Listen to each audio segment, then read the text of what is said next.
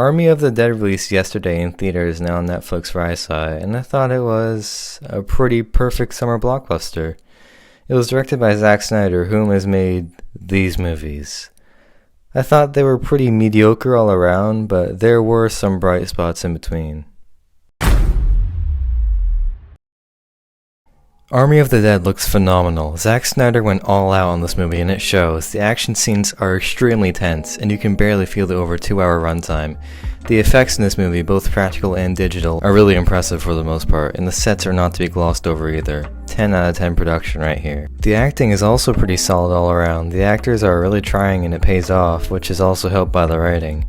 The writing in this movie is not nearly as bad as Snyder's other movies, being one common flaw between them.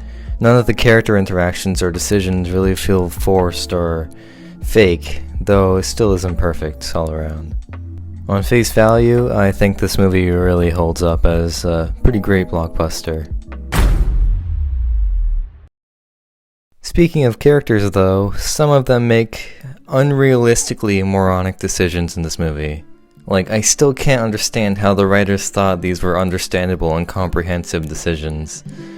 While we're on the writing, there are also some very convenient plot elements, if you know what I mean, and that mixed with the character work got to a point where I couldn't get into the movie anymore. It was just so inconsistent, I guess is a good word to describe it.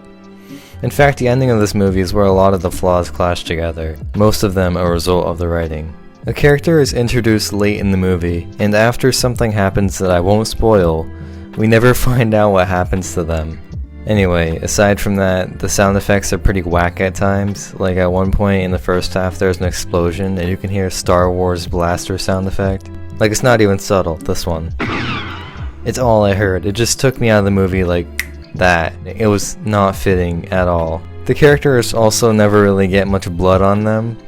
Throughout the movie there are heads exploding and bones breaking left and right, but none of the cast really ever gets much on them, which becomes a little distracting once you notice it. There are a lot of small details like that I noticed, but most won't notice as much when they watch it, so I don't consider it that big of a deal. This movie wears its inspirations on its sleeve. They're almost complete recreations of scenes from An American Werewolf in London and I Am Legend, so if you're not into that, this is your warning. It didn't bother me, so it's not affecting my final grade, but I just thought I'd let you know.